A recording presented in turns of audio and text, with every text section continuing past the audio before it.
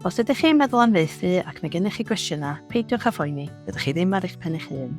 Rydyn ni'n deall y gallai broses eich gorlaethu ar y degau, ond rydyn ni yma i'ch arwain chi ar bob cam o'r ffordd. I ddechrau arni, cysylltwch â ni.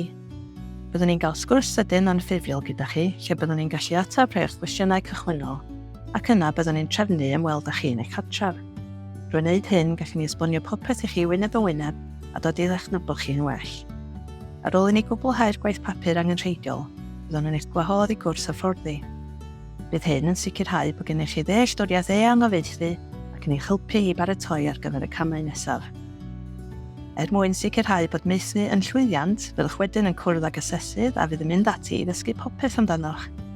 Byddwch chi'n trafod bob math o bethau fel eich plentyndod a chaddysg, i'ch credoau a'r teulu. Ar ôl hynny, bydd eich adroddiad asesu yn cael ei adolygu gan banel Maethu Cymru.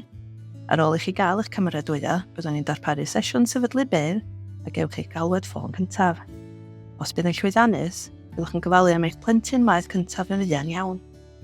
Nid dyna ddiwedd y gefnogaeth gan byddwn yn parhau i gwrdd yn rheolaidd cyn ac ar ôl eich adolygiad Maethu cyntaf.